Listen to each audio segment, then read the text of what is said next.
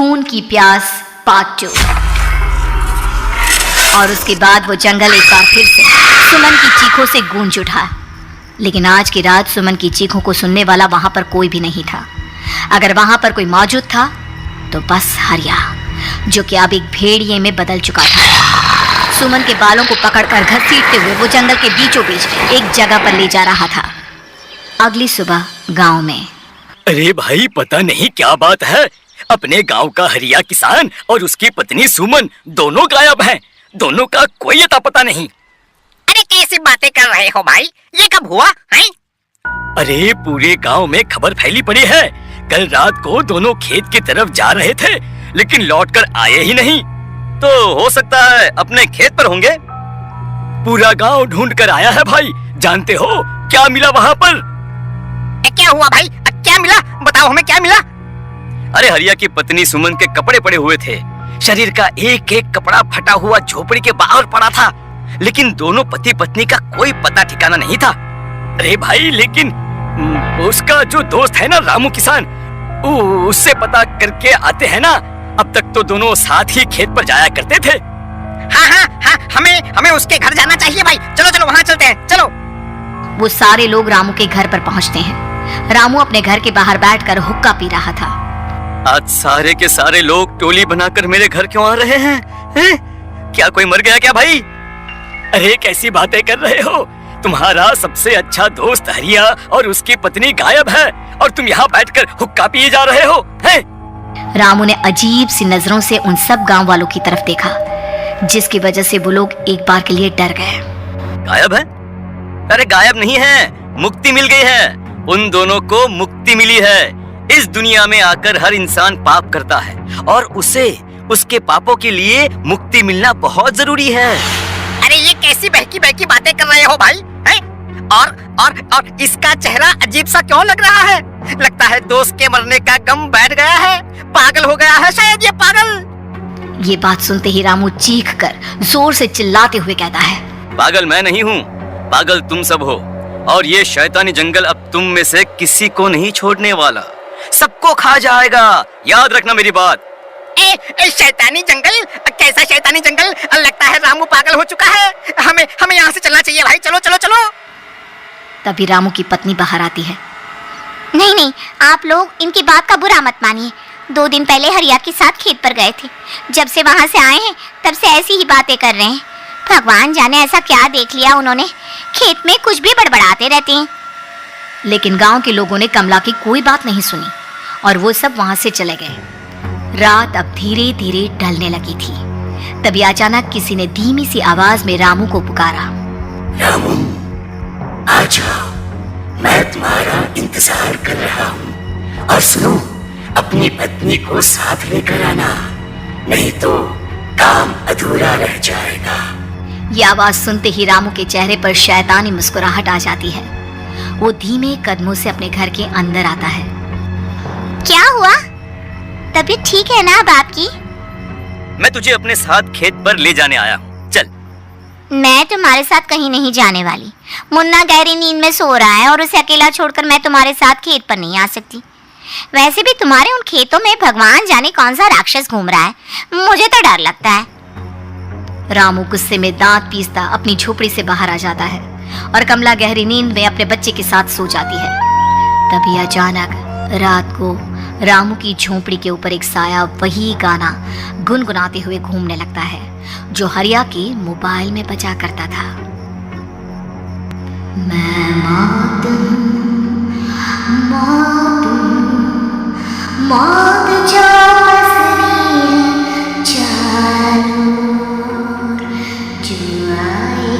कहीं से निकल जाएगी सबको। मैं मौत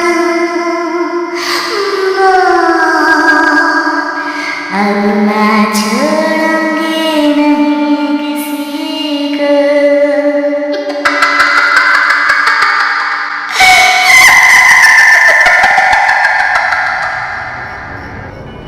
ये आवाज सुनकर रामू की पत्नी कमला की आंख खुलती है और वो देखती है कि उसका मुन्ना अपनी जगह से गायब था। कमला चीखते हुए बाहर दौड़ कर आती है। वहां पर उसने देखा कि रामू ने अपने बच्चे को झोपड़ी के बाहर एक पेड़ से उल्टा लटकाया हुआ था और उसका बच्चा चीख चीख कर रो रहा था। वहीं दूसरी तरफ एक साया बच्चे के ठीक नीचे आग जलाकर उसके चारों तरफ हैवानों की तरफ नाच रहा था। छोड़ दो मेरे बच्चे को। अरे क्या कर रहे हो तुम? शर्म नहीं आती तुम्हें अपने ही बच्चे को इस तरह मौत के हवाले करते हुए? अपना बच्चा? किसने कहा ये मेरा बच्चा है? अरे ये तो उस रामू की औलाद है, इस गांव के किसान रामू की, और मेरी दुश्मनी इस गांव के हर इंसान के साथ है। क्या? कैसी बात कर रहे हो तुम? और ये औरत कौन है? ये मेरे बच्चे को खा जाएगी। तभी अचानक से उस साया ने एक बेहद खतरनाक दिखने वाली औरत का रूप ले लिया और उसकी आंखों से आग निकल रही थी। सही पहचाना तूने। मैं तेरे बच्चे को खा जाऊंगी। अगर तू अपनी इस हैवान पति रामू के साथ जंगल नहीं आई, तो मैं तेरे बच्चे को खा जाऊंगी। लेकिन क्यों? आखिर क्या चाहती हो तुम मुझसे? मुझे जंगल क्यों ले जाना चाहती हो? औरत बुरी तरह से ठहाके मार मार कर जोर जोर से हंसने लगी और साथ में रामू भी। ये तो तुझे वहाँ चलने के बाद ही पता चलेगा ना। अगर तू नहीं आई तो थोड़ी देर में तेरा ये बच्चा आग में जलकर मर जाएगा। चल जल्दी। नहीं, मेरे बच्चे को छोड़ दो। तुम जहाँ कहोगे मैं तुम्हारे साथ चलने के लिए तैयार हूँ। और उसके बाद उस बच्चे को झोपड़ी में लिटाकर आगे आगे वो साया चल रहा था और उसके पीछे पीछे रामू अपनी पत्नी के बाल पकड़कर उसे घसीटते हुए जंगल की तरफ ले गया। जंगल में जाने के बाद, कितनी खूबसूरत हो तुम। आज की रात बस तुम और मैं एक दूसरे के साथ रहेंगे। मुझे तुमसे बहुत डर लग रहा है। तुम्हें क्या हो गया है? तुम तो बिल्कुल ठीक थे। वो होगा जो हमारे बीच होना चाहिए। तो आओ अपने आप को मेरे हवाले कर दो। कमला ने डर की वजह से अपनी दोनों आंखें कसकर बंद कर ली थी। रामू ने बुरी तरह से चीख कर कमला से कहा, आंखें खोलो अपनी और मेरी तरफ देखो। कमला ने जैसे ही अपनी आंखें खोली उसने देखा कि रामू एक खतरनाक खूनी हैवान में बदल चुका था। कौन हो तुम? जाने दो मुझे। क्या चाहते हो मुझसे? वही जो एक आदमी एक औरत से चाहता है। मैं तुम्हारा पति रामू नहीं, बल्कि इस जंगल का एक भेड़िया हूँ, और आज की रात तुम्हारे खून से अपनी प्यास बुझा जाऊं। और उसके बाद वो जंगल कमला की दर्दनाक चीखों से गूंज उठा। अगली सुबह कमला के कपड़े भी जंगल में उसी तरह पाए गए जैसे कि सुमन के पाए गए थे। इस घटना के बाद पूरे गांव में दहशत का माहौल था। अपने माँ बाप की मौत और गांव में हो रहे इस तरह की घटनाओं की खबर सुनकर किशन शहर से गांव लौट आया था। अपने माँ बाप की बेदर्द मौत की वजह से वो बहुत परेशान था। तभी अचानक उसे अपने घर में खाट के नीचे पड़ा हुआ वो मोबाइल फोन मिला जो उसने अपने पापा हरिया को गिफ्ट किया था। अरे कितने प्यार से पापा के लिए मोबाइल फोन लेकर आया था। इसे एक दिन भी काम में नहीं ले पाए। और आखिर कौन है जो गांव में इस तरह की हत्याएं कर रहा है? क्या है इन सब के पीछे? क्या है? मुझे पता करना ही होगा, वरना एक दिन पूरा का पूरा गांव खाली हो जाएगा। इस गांव में एक भी जिंदा इंसान नहीं बचेगा। गांव के लोगों की मदद करने के इरादे से किशन अपने गांव से दूर एक दूसरे गांव में बहुत बड़े तांत्रिक के पास मिलने के लिए गया। तांत्रिक बाबा, अब आप ही कुछ उपाय बता सकते हैं। भगवान जाने हमारे गांव को किसकी नजर लग गई है। नजर नहीं लगी है, किसी ने तुम्हारे गांव को बद्दुआ दी है।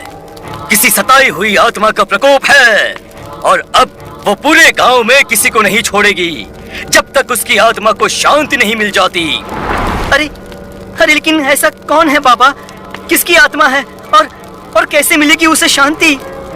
मौत है, मौत कहीं से भी आएगी और सबको निगल जाएगी। इससे बचने का सिर्फ एक ही उपाय है, लेकिन उस उपाय को करना आसान नहीं होगा।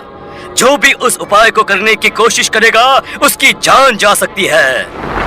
भले ही मेरी जान चली जाए, लेकिन मैं अपने गांव के लोगों की जान बचाने की पूरी कोशिश करूंगा बाबा।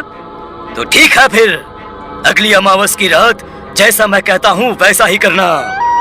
अमावस की रात तांत्रिक के बताए अनुसार किशन अपने साथ केरोसिन लेकर जंगल की तरफ चल पड़ा। उसके हाथ में देवी के मंदिर का सिंदूर भी था। किशन जंगल के बीचों बीच पहुंचा। ये देखकर उसकी आंखें फटी की फटी रह गई। वहां एक उबलते पानी का तालाब था और कई लोगों की लाश लटक रही थी। किशन की माँ बाप की लाश भी वहीं थी। माँ, बापू, क्या हो गया? ये क्या हो गया? तभी वहां पर एक औरत और आदमी आते हैं। उन्हें देखकर किशन चौंक जाता है। गोपाल काका, आपकी तो 5 साल पहले मौत हो गई थी। और निर्मला काकी, आप मौत तो हो गई थी, लेकिन तुम ये नहीं जानते कि हमारी मौत कैसे हुई थी। क्या क्या कहना चाहते हैं आप? कुछ नहीं, बस ये जान लो कि अब इस गांव में कोई जिंदा नहीं बचेगा। लेकिन क्यों काकी? क्योंकि 5 साल पहले इन गांव वालों ने मुझे डायन बताकर पत्थर मार मार के मार डाला। मेरी कोई गलती नहीं थी। गांव का एक बच्चा क्या लापता हुआ, सारा इल्जाम मेरी पत्नी पे डाल दिया। और जब मैंने निर्मला की जान बचाने की कोशिश की तो मुझे भी मार डाला। आपके साथ ये बहुत गलत हुआ काकी, लेकिन आप जो कर रहे हैं वो भी सही नहीं है ना? तुम यहाँ से चले जाओ, वरना तुम भी नहीं बचोगे। हमारी आत्मा पिछले 5 साल से मुक्ति के लिए भटक रही है। चले जाओ यहाँ से। मौका देखकर किशन सिंदूर उन दोनों के ऊपर डाल देता है। उनका शरीर जलने लगता है और वो भयानक तरीके से चिल्लाने लगते हैं। अगले ही पल किशन उनके ऊपर कैरोसिन डाल देता है और वो दोनों जल जाते हैं। किशन अपने माँ बाप और दूसरी लाशों का अंतिम संस्कार करवाता है और अपने घर लौट आता है, लेकिन वो अभी भी इस बात से